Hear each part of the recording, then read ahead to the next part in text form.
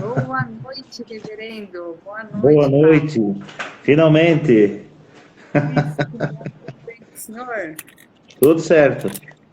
Que bom, padre. Primeiro eu quero agradecer por ter aceito o convite, né? É muito, muito bom tê-lo aqui conosco essa noite. E eu queria pedir para o senhor já começar com uma pequena oração, assim, para a gente começar Muito bem. nossa conversa. Vamos começar bem, não é? Em nome do Pai, do Filho e do Espírito Santo. Amém. Peçamos especialmente a intercessão do nosso anjo da guarda nessa noite, para que ilumine nosso entendimento, ilumine nossa vontade, robusteça a nossa fé, para que nós entendamos cada vez mais esta grande graça, esse grande sacramento da nossa fé, que é o sacramento da reconciliação, sacramento da penitência.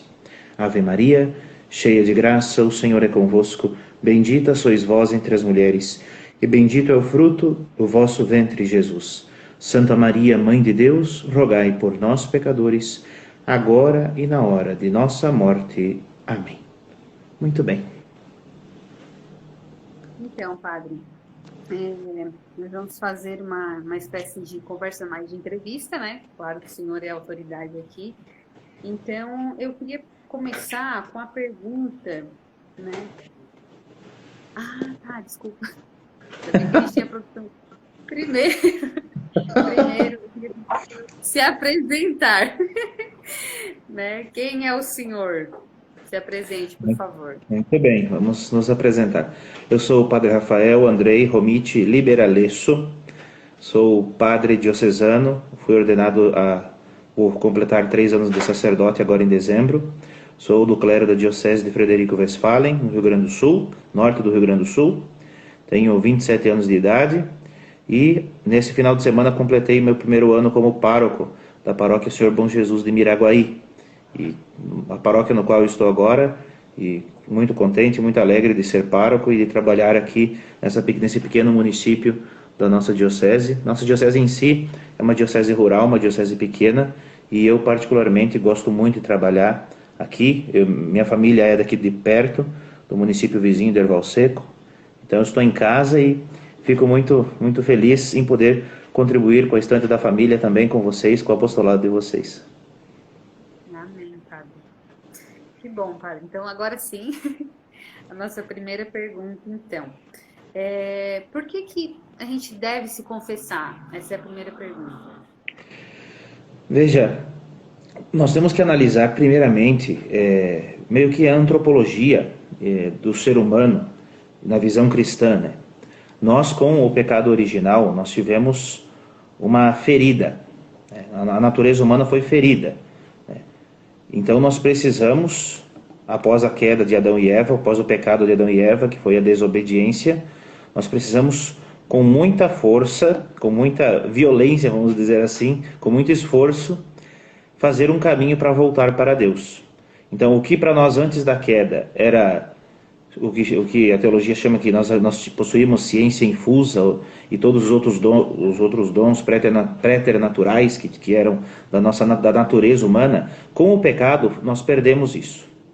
Então nós precisamos, com esforço, né, como a Sagrada Escritura diz, né, com o suor do rosto conseguirás o alimento e a mulher sofrerá as dores de parto. Né? Então veja, é com esforço que nós viveremos aqui nessa vida. E nesse contexto nós perdemos a visão de Deus. Porque como o relato do Gênesis nos lembra, os primeiros pais viam Deus e caminhavam com Deus no jardim, né? Passeavam com Deus no jardim do Éden. E após então a desobediência, nós perdemos isso. Então, Deus mesmo assim não nos abandonou, porque Ele é todo amoroso, obviamente, né? E Ele nos deu então o dom da fé, né? Que fé é a certeza daquilo que nós não vemos. Esse movimento da nossa alma de buscar a transcendência. E isso nós podemos analisar como um dado científico mesmo, de observação, de que em todas as culturas, de todos os tempos, há esse anseio da eternidade. Esse desejo de Deus implantado no coração humano. Bom, tendo essa pequena introdução, nós vemos que o pecado na nossa vida é o que, basicamente, é um desregramento e é principalmente um movimento contrário à vontade de Deus na nossa vida. Ora, Deus quer que nós sejamos perfeitos e vivamos com Ele na perfeição que é Ele. E o pecado é quando nós, repetindo o pecado de Adão e Eva, nos colocamos no lugar de Deus e escolhemos um caminho alheio àquilo que Ele espera de nós. Então isso também desde os povos antigos, desde o povo da antiga aliança, havia essa compreensão de quando estávamos à sombra do Altíssimo e distante do Altíssimo. Então, mesmo no Antigo Testamento, havia essa realidade dos sacrifícios de reparação, de propiciação, né, pelos pecados, que se oferecia carneiros, oferecia animais para essa reparação dos pecados. Mas, como a Sagrada Escritura nos lembra também, esses sacrifícios não eram agradáveis ao Senhor, né, porque Ele queria um coração contrito e não apenas o derramamento de sangue de bois e de touros. Então, o que Ele fez? Deus Pai, na sua infinita sabedoria e bondade, envia o seu Filho, porque precisaria de um sacrifício perfeito para restituir a amizade e essa ponte entre Deus e os homens. Então Ele envia o Filho, Nosso Senhor, e Nosso Senhor, ao se imolar na cruz, Ele como que nos amarra novamente, de forma perfeitíssima, ao Pai. Então Cristo, de fato, é o único mediador entre Deus Pai e os homens, nesse sentido, de que Ele foi a ponte, Ele é a ponte no presente, né? E hoje, para nós, enquanto igreja, nós temos essa certeza de que o dogma do pecado original é muito vivo e presente na nossa vida, nós podemos senti-lo palpavelmente, né? De forma muito sensível, quando nós temos essa nossa tendência para o mal, por mais que desejamos fazer o bem, nós sempre tendemos para o mal naturalmente após a queda, né, usando um conceito atual de natureza.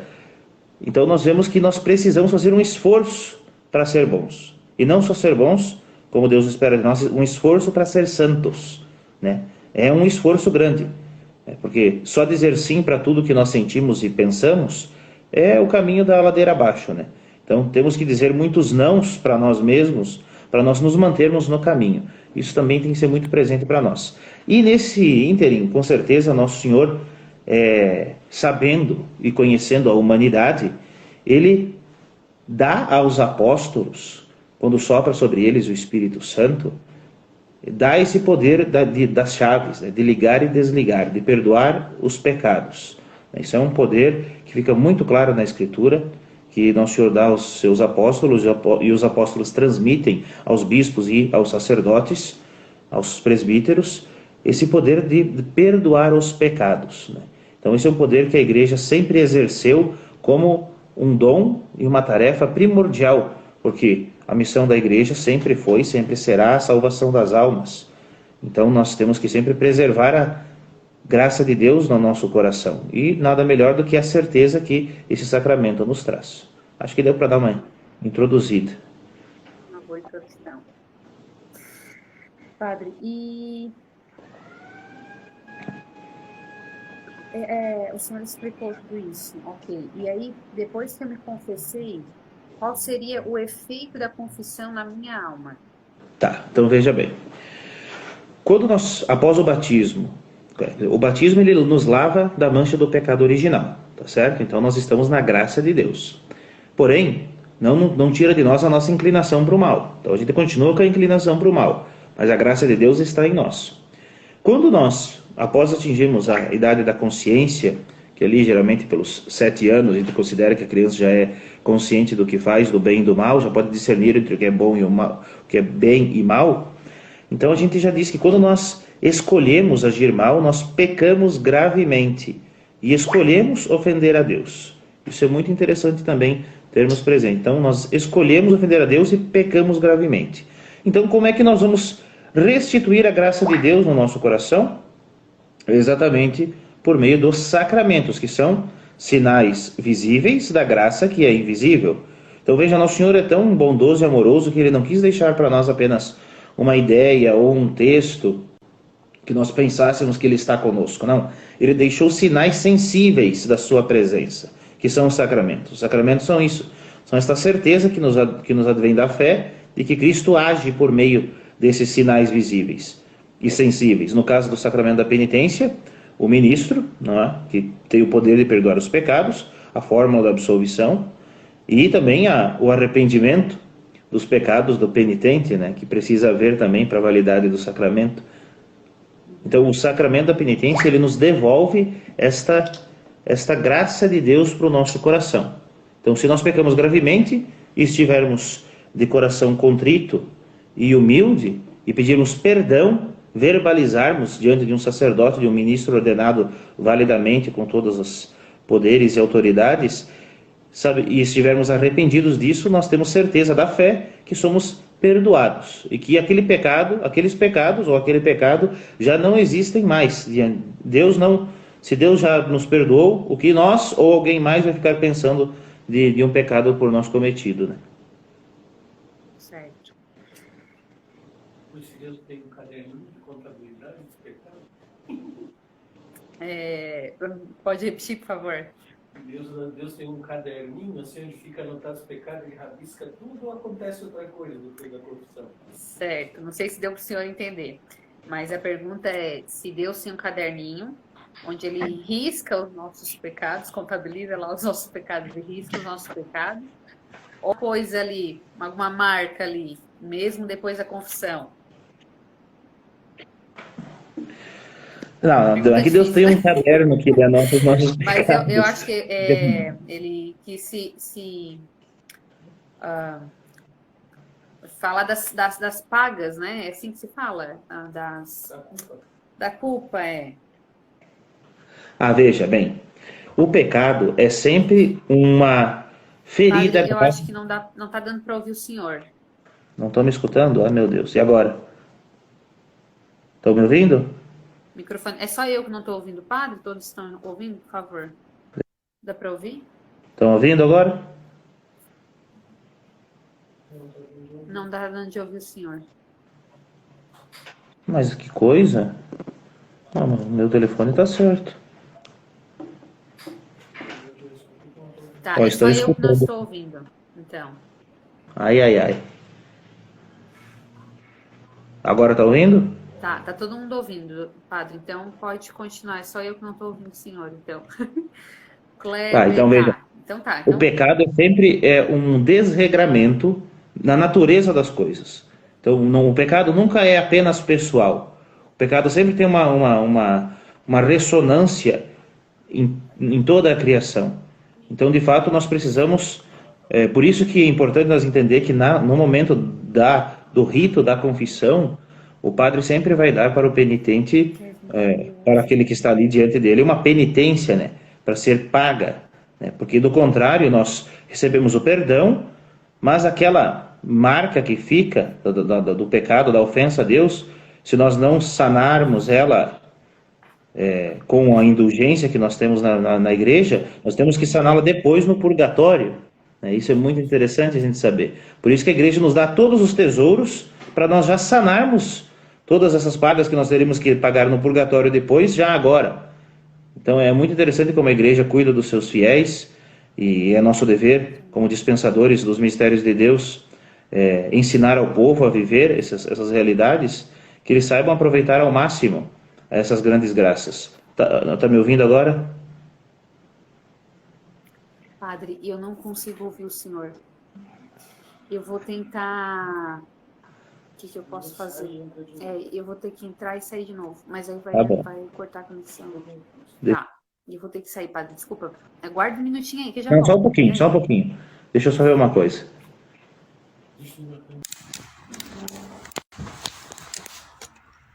Agora vamos ver se vai.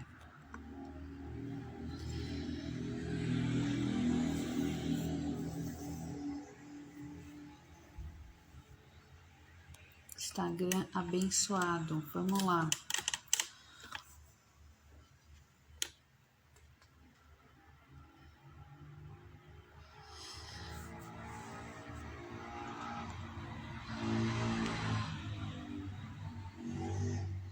Padre, se o senhor estiver me vendo, pode pedir para participar que eu aceito o senhor de novo, tá bom?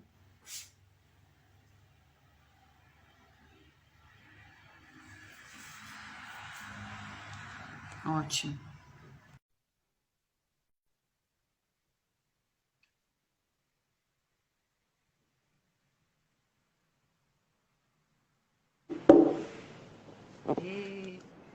Tá ouvindo?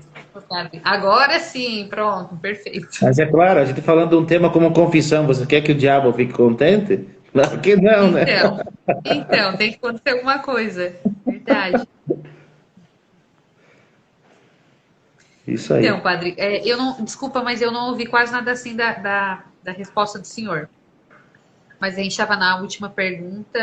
Bom, a gente teve uma interrupção ali, né? Da pergunta com relação ao que ainda fica lá escrito, né? Para que a gente possa apagar. Eu não sei se o senhor quer completar mais alguma coisa dessa pergunta. Ou a gente Não é pode... que fique algo escrito, porque quando nós nos confessamos, o pecado é perdoado, né? Mas a pena dele, nós podemos já cumpri-la aqui na Terra com as indulgências, né, que a Igreja Dispensadora o faz, né, de forma abundante, ou então depois no purgatório. Ou nós podemos antecipar o nosso purgatório, que é um ato de inteligência da nossa parte, né, para que deixar para depois o que a gente pode fazer agora, lucrando uma indulgência plenária, ou então depois no purgatório, que é o período de purificação. Então, a gente paga o restinho. Exatamente. Tá, perfeito. Então tá, padre. O efeito da confissão. E aí, assim, qual seria a fórmula certa? Assim, qual seria o passo a passo para a confissão ser válida? Para ter uma confissão válida? Tá. Para a validade da confissão, o que se espera? Se espera que, primeiramente, que haja vamos falar do que precisa mesmo, né? Então tem que ter um ministro, que administra o sacramento, e tem que ter um penitente que esteja arrependido, né? Isso é muito interessante também. Presencialmente, não pode ser online, né? Sim.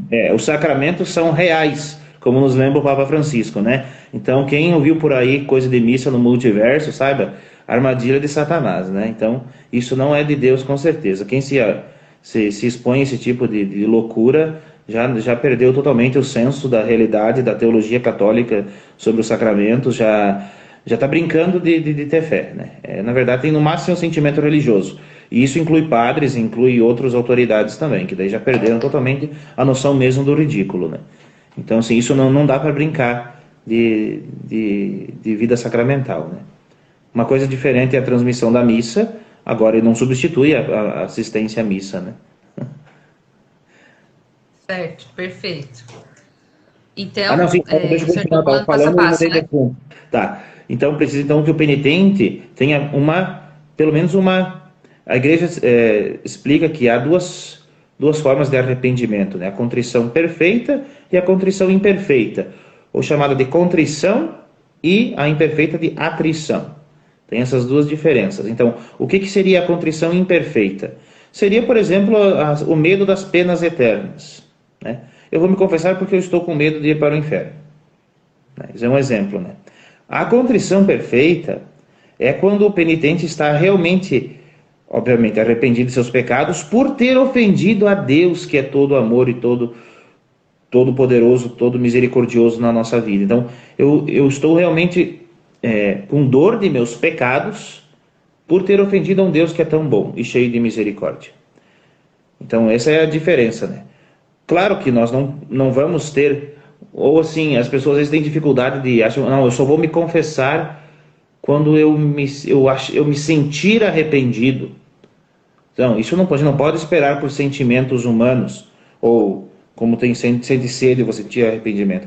Não, nós sabemos antes, pela fé e pela nossa inteligência, né, guiada pela fé, quando uma coisa é pecado ou não é. E não é que o pecado seja algo que vai ser ruim para os sentimentos, por isso eu vou confessar, né? Um exemplo muito claro é alguém que tem, por exemplo, um casal de namorados, né? Que tem relações, eles não vão confessar porque foi ruim, ou não vou confessar porque foi bom. Não, se você teve relações com alguém que não é sua esposa, isso foi objetivamente um pecado grave. Tem que dar sempre esses exemplos que as pessoas conseguem entender de forma mais clara. Mas não é porque foi bom ou foi ruim. É algo que objetivamente é bom ou mal. No sentido de estar ou não dentro dos mandamentos da lei de Deus, né?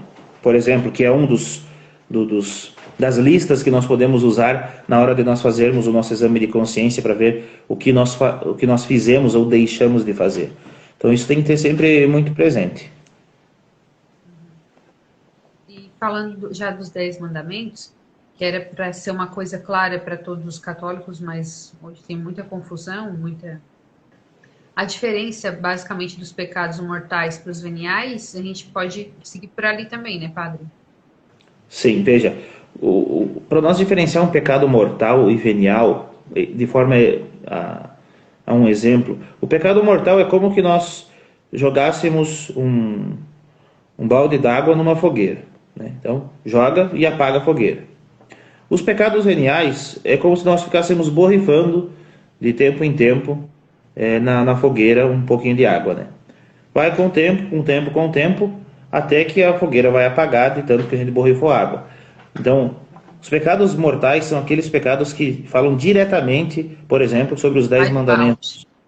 Exatamente, vai de balde e ofende a Deus. Não é o que eu acho que é pecado, né? A gente tem que parar a nossa vida, acordar para a vida e ver, olha, o que Deus quer de mim? Como eu vou saber? Vou pegar então nas Sagradas Escrituras, na tradição da igreja e no magistério, onde estão ali tudo que nós precisamos saber e é necessário para a nossa salvação, e que é doutrina revelada, doutrina assistida pelo Espírito Santo, na vida da igreja, e nós temos o local certo de nós sabermos se nós estamos procedendo de forma correta ou não. E os mandamentos da lei de Deus, que é uma das coisas que nós temos que observar, eles não mudam. Então, pecado vai ser pecado, foi pecado ontem, vai ser pecado hoje e será pecado amanhã. Ah, todo mundo faz, todo mundo age assim. Bom, isso não é justificativa, né? Então, não é por maioria de votos que se define algo que é bom ou que é mal. Se a sociedade está corrompida, está pervertida, os mandamentos continuam válidos e atuais, né? Então, mesmo no tempo no Antigo Testamento, quando os profetas denunciavam os crimes e os pecados do povo, eles eram sempre duramente perseguidos porque a maioria fazia aquilo, né? E não deixavam de denunciá-lo, né? Porque temos que ser a voz de Deus no meio do mundo, num mundo que não quer crer, que já não está mais num nível de indiferentismo religioso. Nós já estamos entrando para o caminho da perseguição religiosa. Então, nós professarmos que Deus tem um caminho, tem um modo de ser para nós que difere de tudo isso que é apresentado, é colocar, dar cara a tapa e se colocar em perigo mesmo de vida. Em alguns lugares já é assim de forma aberta, no Brasil é ainda velado, mas tememos que, depende da conjuntura do nosso país, isso seja mais claro e a perseguição aberta. Com a graça de Deus, tomara que não, mas a gente tem sempre receio disso. E coisas como o dizer que é pecado ou que não é pecado, por uma sociedade que é permissiva ao máximo e que não crê em Deus, né? É muito complicado, porque nós podemos mesmo ser presos por defendermos a lei de Deus, que é a coisa mais importante que nós temos que defender aqui nessa vida. Então, assim, não dá pro padre fazer uma lista e me passar uma listinha do que é pecado mortal, do que é pecado venial. Eu tenho que construir, me corrija se eu estiver errado, tá, padre? Mas eu tenho que ir construindo a minha consciência à medida do tempo que eu vou conhecendo, como o senhor falou, a palavra de Deus, a tradição da igreja, os mandamentos. Sim. Por isso a importância da vida. Tendo um orientador espiritual, né, que seria o ideal. Por isso a importância da vida sacramental, da direção espiritual, né, dessa própria vida sacramental, a confissão, comunhão frequente, assistência à missa, leitura da palavra de Deus, ouvir a palavra de Deus, né, pela homilia, leitura de bons livros, né, oração, né, deixar que Deus fale. Tudo isso é necessário, tá bem? Porque, veja, o pecado mortal é aquilo que fere diretamente, por exemplo, os 10 mandamentos, né? Então, eu roubei. Eu roubei objetivamente, eu roubei uma carteira. Então, isso é um pecado grave. Agora, uma coisa é você desejar roubar, mas não fazê-lo, né? Segurar um pouco, ter aquele afã de fazê-lo, mas não fazer. Então, você pode, depois na confissão, contar isso, não obrigatoriamente, porque você não executou o ato, mas você teve aquele ímpeto, Mas é importante, Sim. como um pecado venial, um pecado leve, de você ter esse ímpeto, para você realmente já sentir dor de você ter pensado ou desejado fazê-lo. Isso é muito importante. Nós, na confissão, nós temos obrigatoriamente que confessar os pecados graves. Os pecados veniais, da nossa falta de trato e de caráter do dia a dia, às vezes, quer dizer, eles não são necessários confessá-los, né? Mas eles são muito úteis que nós confessemos, porque eles no ato penitencial da Santa Missa, eles são perdoados, esses pecados veniais, esses pecados leves. Os pecados graves têm que ser confessados todos integralmente. E isso também é muito importante. As pessoas que não têm o hábito da confissão, os católicos que não têm o hábito da confissão, têm essa dificuldade da vergonha, né? Ah, eu tenho vergonha de contar isso, eu tenho vergonha de contar aquilo. E às vezes vão até o confessionário, mas deixam algo para trás. Então é como se os pecados fossem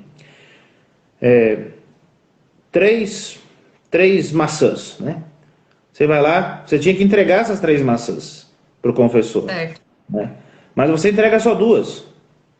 E você acha que vai poder guardar aquela uma.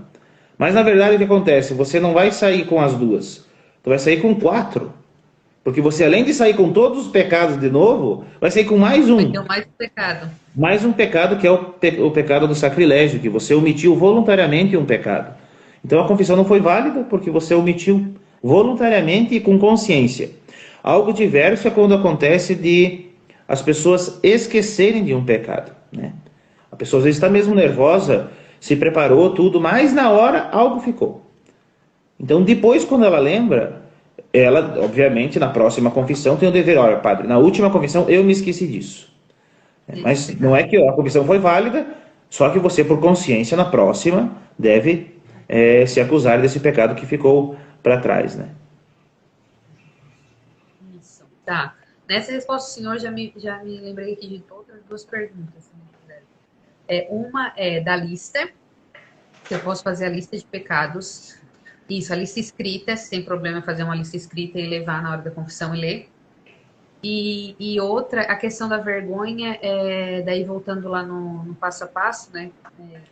Na fórmula, se o padre... Qual que é o certo, né? Porque antes a gente tinha os confessionários, né? Então não tinha dúvida.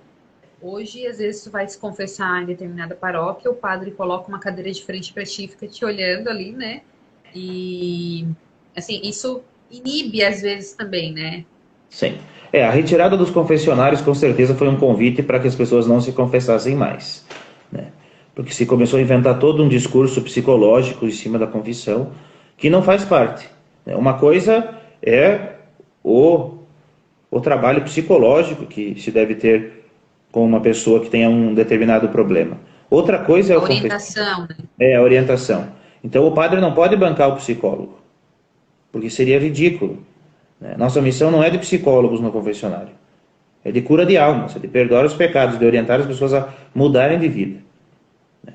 Por mais que o padre seja psicólogo, o confessionário não é momento de terapia, né? E é uma coisa que as pessoas têm dificuldade. As pessoas vão para o confessionário para chorar as pitangas, né? Como a gente fala, para falar de problema, para explicar o que está acontecendo. Não, gente.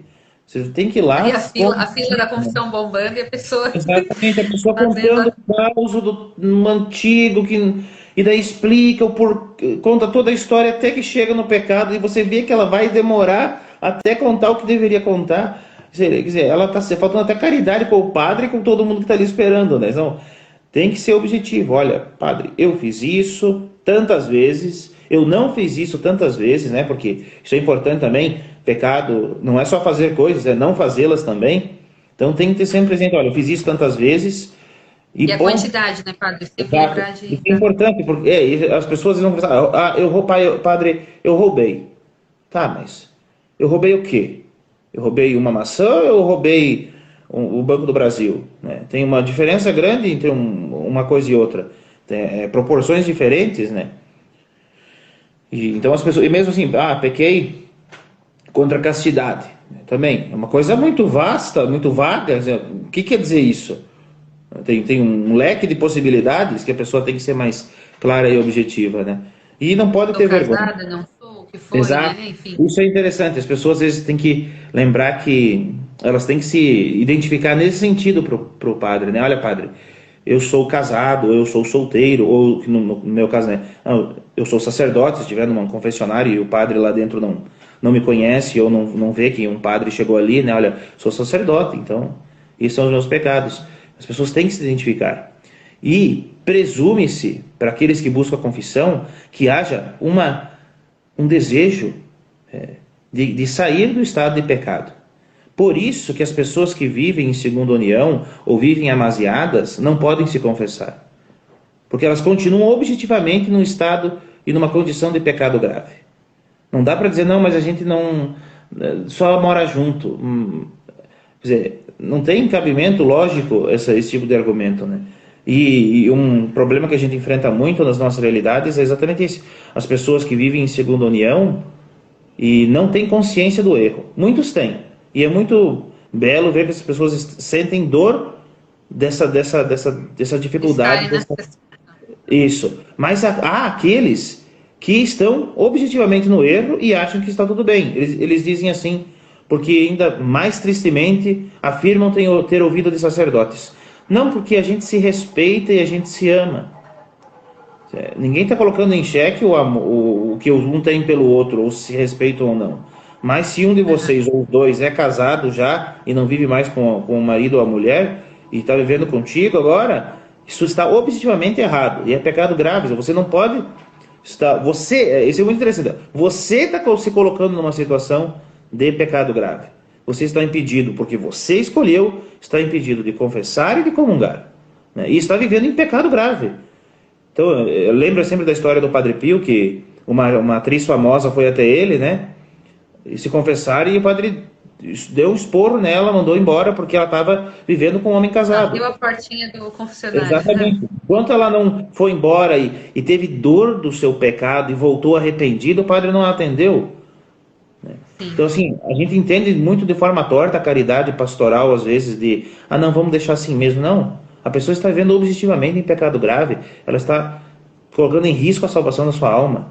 Né?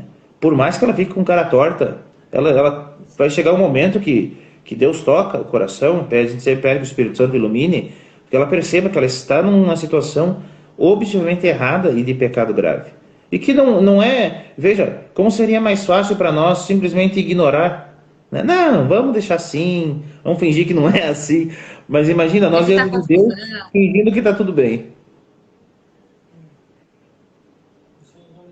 Psicologia romântica até, não é nem uma psicologia clara e verdadeira, né? Eu acho que não deu para ouvir. Queres vir aqui? O Clay está complementando que isso é em nome de uma psicologia romântica, não nem de uma psicologia clara e verdadeira. É uma ideia sentimentalista das coisas, né? Ou de ocasião, ou de situação. Né? Então, não. Mas aquele casal, eles são de segunda união, mas eles são um casal bom, eles se gostam muito. Qualquer pessoa pode ver que realmente eles têm um trato bom. Mas o pecado não está se eles estão brigando de puxar os cabelos, se arranhando, ou estão abraçados o tempo todo. Né? A situação que eles estão vivendo é pecado. Como eles se tratam é indiferente, é irrelevante no caso. E essa é a dificuldade que as pessoas têm, da objetividade das coisas.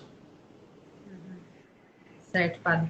Aí você entraria na pergunta se o padre pode negar a absolvição, né? Entraria nesses casos, né? Se Sim. A pessoa deseja continuar naquilo e não está objetivamente arrependida, então, claro que o padre vai negar a absolvição, né? Tem a gente sempre quando vai atender a confissão, eu busco saber o estado de vida da pessoa, né? Então, assim, eu peço, é casado, é casada, aí se diz que não, eu já penso, mas como é que você vive a tua situação de vida, então? Quando já chega na conclusão de que vivem juntos, né? Mas olha, então, eu explico, né? Obviamente não aos gritos, nunca, mas de forma muito clara, olha, vocês estão objetivamente em pecado grave, porque vocês estão vivendo como se fossem marido e mulher, mas não são. Né? Então, vocês primeiro têm que resolver essa situação de vocês, para buscar o sacramento da confissão e do matrimônio logo em seguida, para poder comungar bem depois. Né? Eu falei isso também na homilia no final de semana, né? Não comunga bem quem não se confessa bem. Né? Se a pessoa não tem uma vida sacramental, que para nós, aqueles do dia a dia, do pão nosso de cada dia, é a confissão e a comunhão frequentes. Porque, do contrário, nós não vamos estar recebendo os frutos desses sacramentos com uma intensidade grande. Porque, veja, os sacramentos têm eficácia em si, mas depende muito da nossa disponibilidade em recebê-los para ganhar as graças dele. As graças estão abundantes, infinitas, é a graça de Deus, mas depende de como está o nosso modo de recebê-las, né? Se nós não estamos com a alma aberta totalmente para receber a plenitude das graças, elas não chegam. Não porque não podem, mas porque nós escolhemos que elas não cheguem, né? Essa pintura famosa do Cristo que bate a porta, mas não tem fechadura na porta, né? Mas por que assim, Cristo está batendo a porta, não tem fechadura essa porta? Porque a fechadura está por dentro, nós que deixamos o Cristo entrar.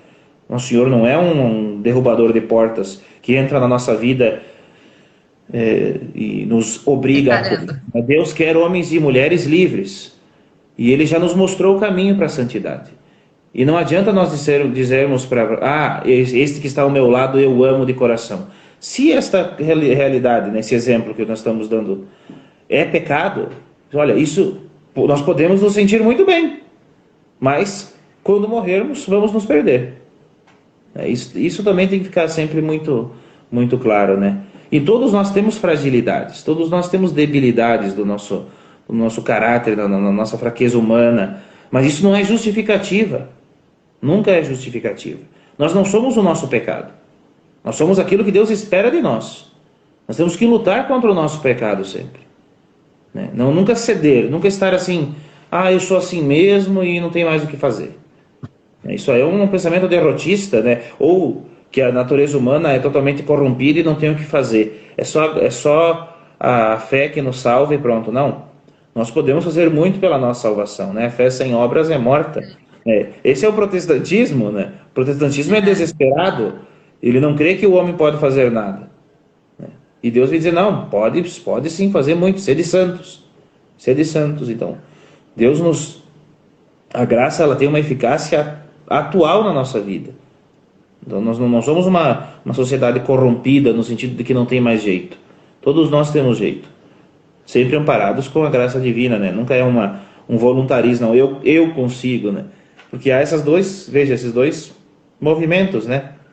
Ou eu faço tudo por mim mesmo, né? Eu posso, eu consigo. Ou não adianta fazer nada, é só por Deus mesmo, porque eu sou assim. Os dois extremos, né? Sim. Padre, e aí, continuando nesse raciocínio dos dois extremos, da minha vontade e do auxílio da graça de Deus, os dois juntos, então, quando eu tenho vontade sincera de não voltar a pecar, e tenho uma vida de confissão, né, a comunhão, então eu também ganho força, né, da graça atual, isso também me ajuda, acumula mais ainda, digamos assim, para mim ser violento contra o pecado, né? Exatamente. O reino dos céus é dos violentos, né? E é muito claro isso. Então, assim, nós temos que pedir a força que vem dos sacramentos para conseguirmos lutar. Porque nós, por nós mesmos, coitados, né? Realmente a gente fica à mercê e não consegue lutar. Então, a graça de Deus, a graça atual que os sacramentos nos dão, elas nos fazem, nos movem para agir melhor, nos iluminam a nossa inteligência. Uma pediu ali sobre a lista, Juliana Bornelli, a lista da confissão, né, para o ato da confissão.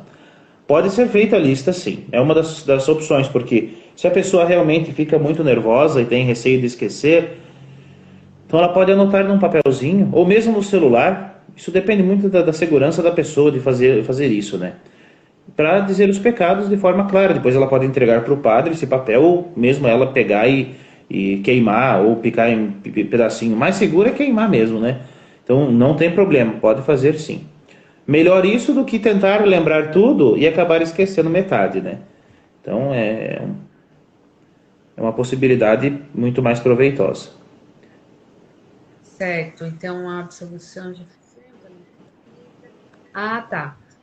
Quando eu me esqueço ou eu não faço a penitência, o que acontece? É assim, nós temos que ter um cuidado imenso para cumprir a penitência, tá bom? Porque ela faz parte do perdão dos pecados na hora do sacramento, né? Então, e isso para mim é muito interessante porque eu sempre, às vezes quando eu confessava antes de ser sacerdote, né, às vezes algum outro padre dava uma penitência que na verdade era impossível de cumprir, né? Se a pessoa às vezes procrastina ou é esquecida, você às vezes sai e nem lembra o que o padre falou, e o padre já foi embora e você esqueceu o que o padre falou. Então assim, eu sempre pensei comigo que eu nunca daria penitências que eu não tivesse certeza que as pessoas iriam cumpri-las. Então, se são pessoas que eu conheço já e acompanho, então eu já posso dar uma penitência mais objetiva ou com algum mais elaborada.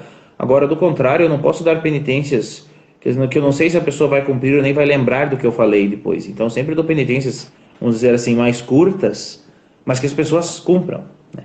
Entendo que há algo a sanar ali, que elas têm que cumprir uma pena, né? Para que não penem depois. Então, já aconteceu comigo uma vez, e eu lembro que daí na outra confissão eu confessei também, comecei por isso, né, na verdade. Eu procurei a confissão de novo, comecei pela... O primeiro pecado foi não ter feito a penitência, né, e foi o mesmo padre, então ele... Sim. Ah, teve outro caso, meu marido tá me lembrando aqui. Assim, foi um caso complicado, assim, depois eu não fui mais me confessar com esse padre. Eu acho que eu, não sei, eu tirava um pouco ele do sério, assim, porque eu procurava ele para me confessar e teve um dia que ele me deu uma confissão de uma penitência gigante. Então eu senti que ali, além da penitência, teve um desejo de que eu não quero mais hoje aqui, assim, algo parecido. Mas enfim, isso é só julgamento meu.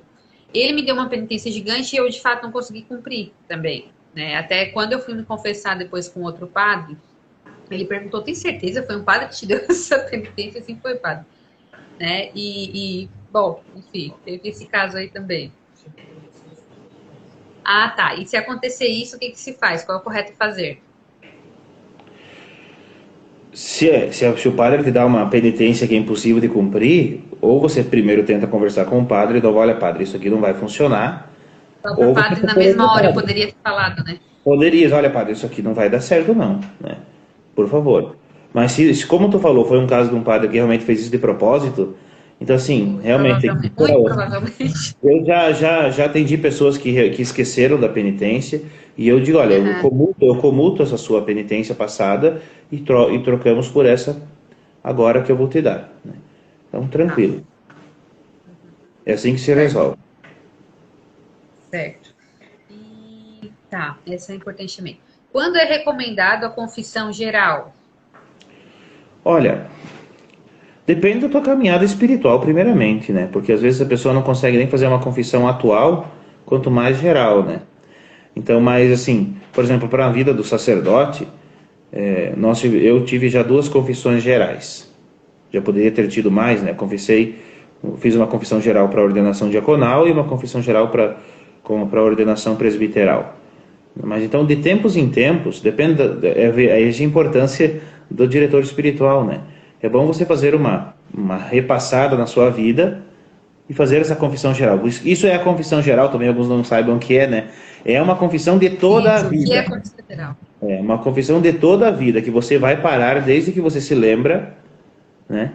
Olha, o que eu fiz e deixei de fazer. Então você vai enumerar aquilo, aí vai dar uma lista maior, com Olhar para minha certeza, né? infância, olhar para desde, né? Isso, até o presente momento. É uma experiência muito bonita, eu posso dizer, pelas vezes que eu a fiz, né? Porque você passa todo o panorama da sua vida e você analisa e percebe como Deus é bom conosco. Porque a gente percebe da indignidade e da ingratidão que nós temos para com Deus. Que nós temos uma capacidade infinita de ofendê-lo, mas ele tem uma capacidade muito maior de nos perdoar, né? O que é o oceano, o universo da misericórdia de Deus frente à pequena ilha do nosso pecado? Não é nada, não é nada.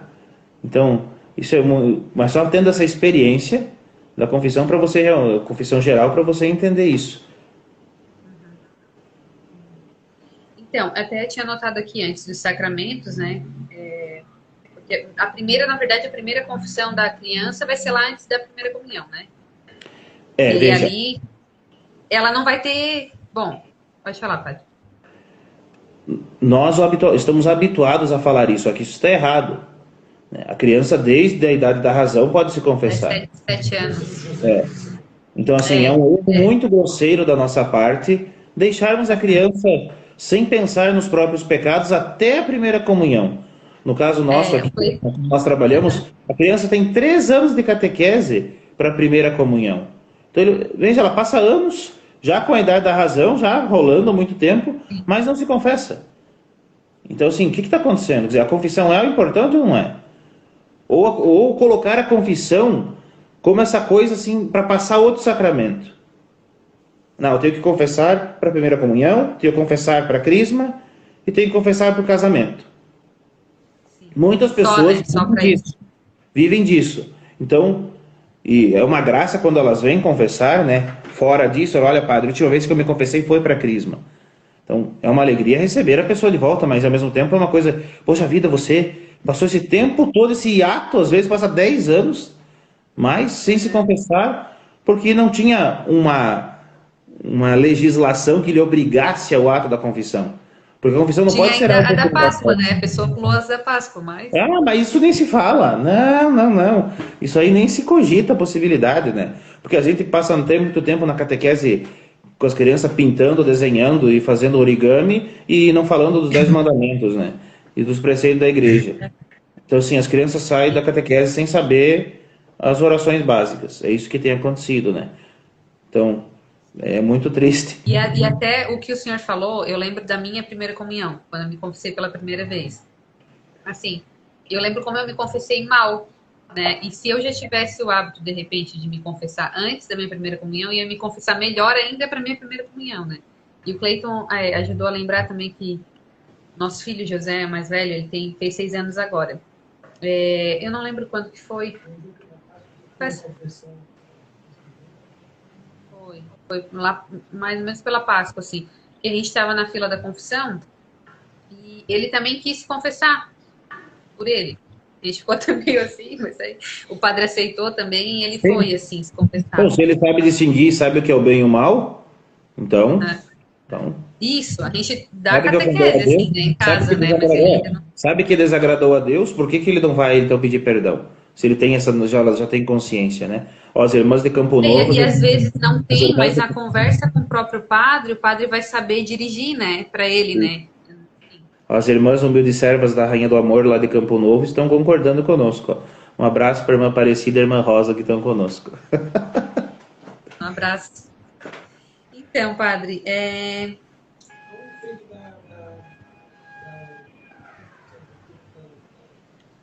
da graça no momento. ele falou sobre os efeitos da confissão na alma, o padre já falou. Tá. Aí eu ia falar no caso da confissão geral também. Aí entra no risco de morte, né? Também seria recomendado. Diante de um perigo iminente de morte ou de uma situação de risco, não de morte, né? Vai assustar a pessoa mais ainda. Mas a pessoa vai fazer uma cirurgia, né? Na minha compreensão, é uma questão de inteligência, né? Olha, se eu vou estar numa situação de risco, por que eu vou arriscar? Né? Alguns dias atrás eu desci eu não lembro o nome daquele brinquedo que você se pendura e desce, né? Pendurado em não sei quanto metro de altura, né? E você desce lá deslizando. Esqueci o nome daquela coisa. Mas eu sei que... A torre? A tirolesa? acho que é tirolesa. Não lembro, não me fugiu o nome agora. Mas eu pensei comigo, mas vai que esse negócio arrebenta. E eu tava com o padre no lado. Eu disse, eu não vou me arriscar. E eu vou me confessar antes. E fiz. Mas Se confessando na fila da tirolesa. Quer dizer, eu não ia morrer ali tendo um padre assim. Veja, Deus nos dá os instrumentos da graça e nós vamos ficar brincando? Eu não consigo entender essa ligação que a gente faz.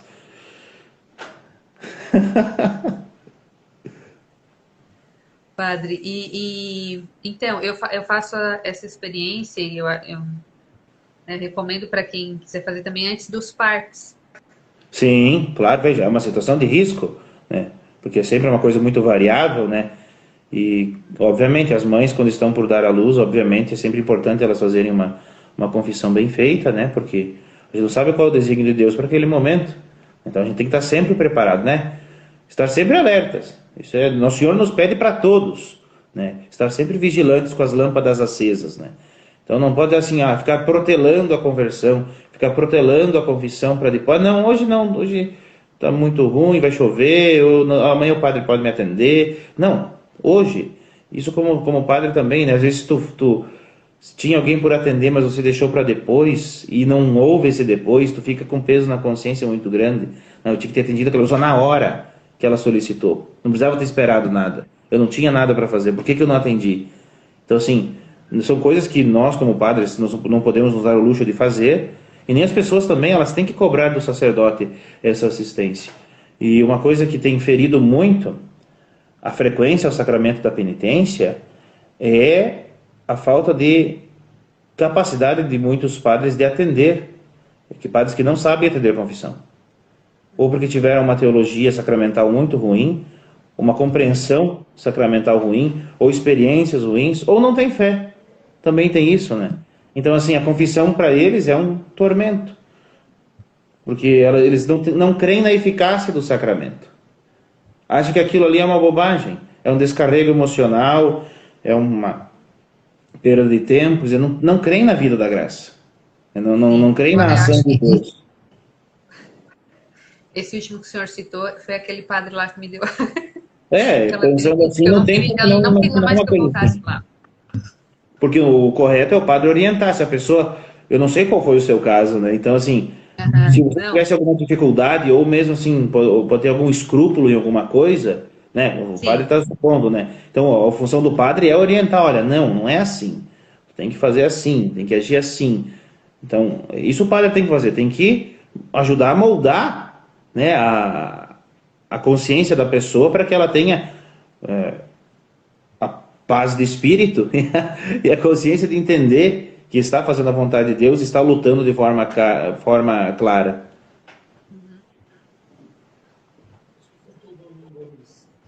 Tá. Ele está lembrando aqui de quando falta o domingo à missa.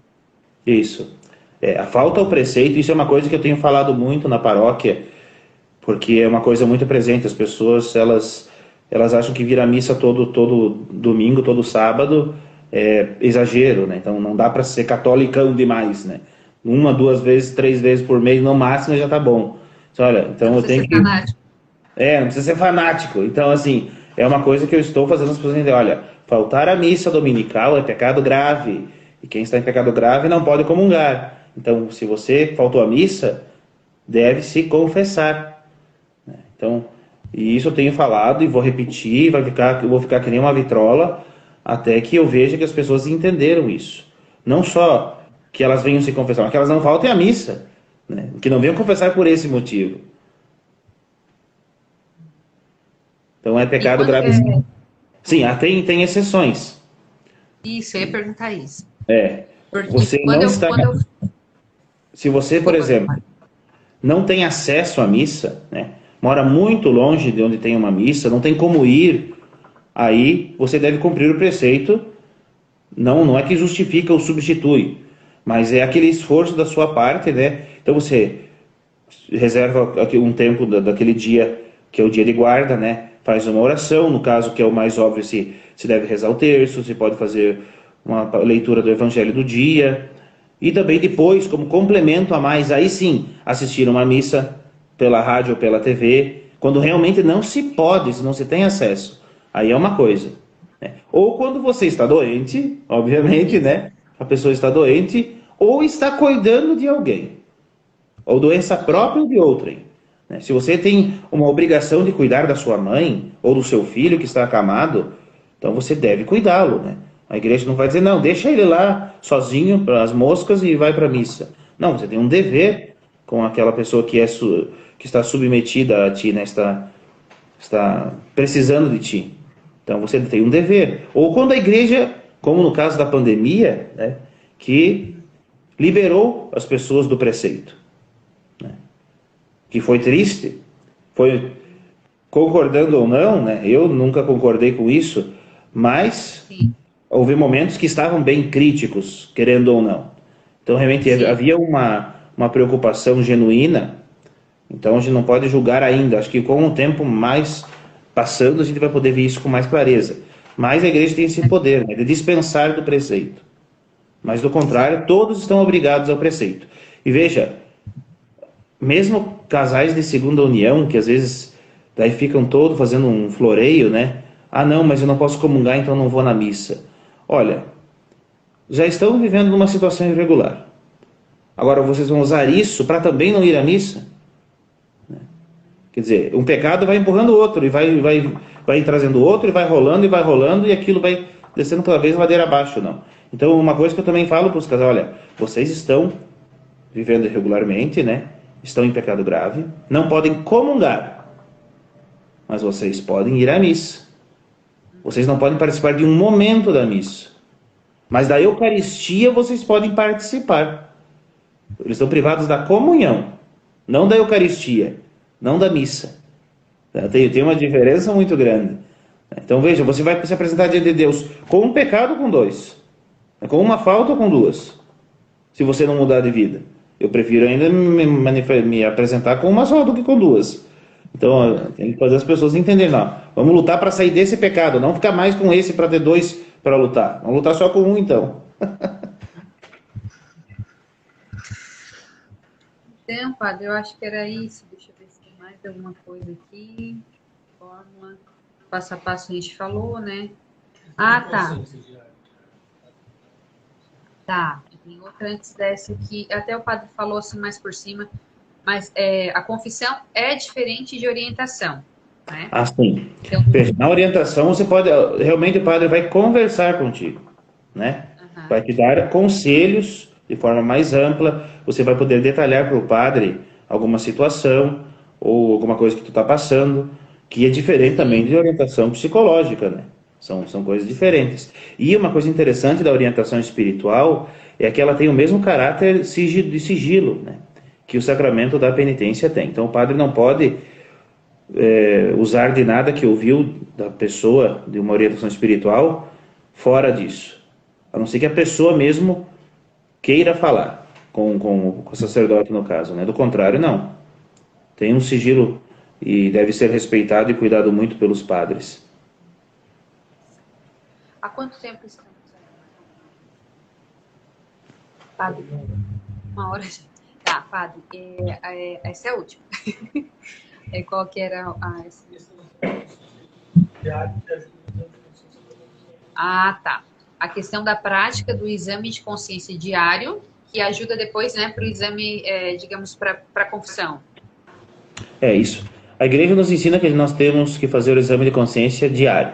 Então, geralmente, antes de dormir, né, no final do dia, nós passamos o dia e vemos aquilo que nós fizemos de bom, deixamos de fazer, né? Aquilo que fizemos de errado, deixamos de fazer de certo. E já vamos, como que, obviamente, ali naquele momento, já pedindo perdão ao Senhor, e já vamos tendo matéria para o sacramento da penitência, né? Para nós não precisarmos pensar tudo antes, ali na fila da confissão, tu vai começar a pensar no que você fez ou deixou de fazer. E duas coisas que nós temos que analisar sempre, além dos 10 mandamentos, são os 7 pecados capitais. Que é muito interessante, porque neles a gente vê muitas coisas também da nossa índole e da nossa falta de amor a Deus. Quando nós analisamos o nosso proceder olhando os 7 pecados capitais. Então o exame da consciência é para nós já termos matéria e nos conhecermos, né? Porque com a confissão, tem um pensador que diz que nós não podemos ser bons se nós não sabemos o quão mal podemos ser. Então a confissão nos ensina a nos conhecer, olha, porque na confissão você fala o que você é de pior. É triste quando a pessoa vai para o confessionário e começa a se elogiar. Ai, porque eu ajudo, porque eu faço isso, porque... Ele diz, meu senhor, minha senhora, eu não quero saber o que você faz de bom. Eu não estou aqui no concurso de Miss Universo para ficar falando o que tem de bom. Fala o que você é de pior, o que você fez ou deixou de fazer. Então... Deve certo, quantas vezes... E... Exatamente, tem que ser ratatá, como a gente fala, né? Tem que ser bem dinâmico. Bem... Não justifique o seu pecado, só se acuse. Sim. Então tá, padre, não vamos ocupar mais seu tempo, né? Não, Eu tranquilo. quero agradecer pelo tempo que o senhor ficou conosco, né? Obrigada de coração. E agradecer a Deus, né? Louvado seja Deus pela vida do senhor, pelo seu sim, né? Pelo seu sacerdócio. Que Deus te abençoe sempre mais. Sim. E claro, agora para finalizar, né? Eu queria pedir também para o senhor. Opa, tem perguntas ali?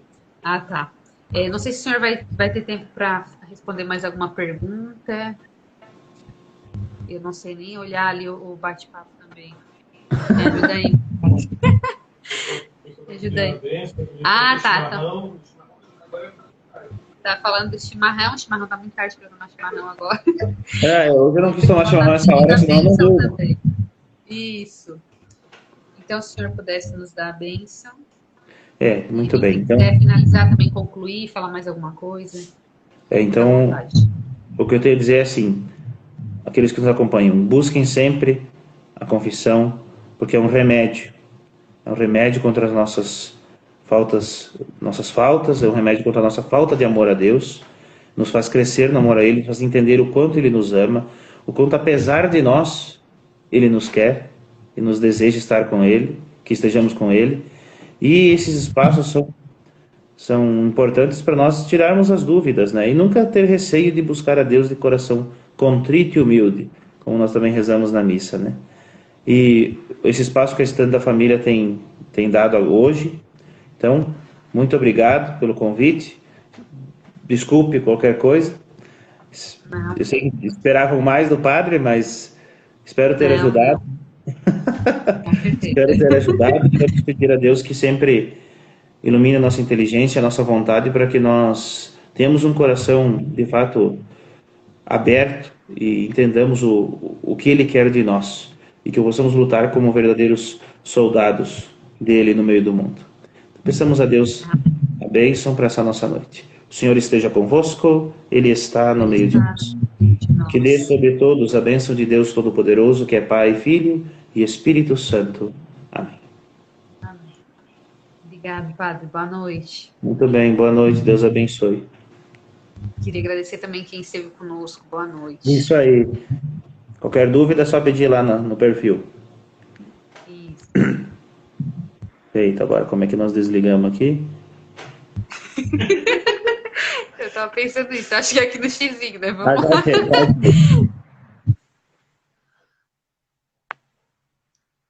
Não sei.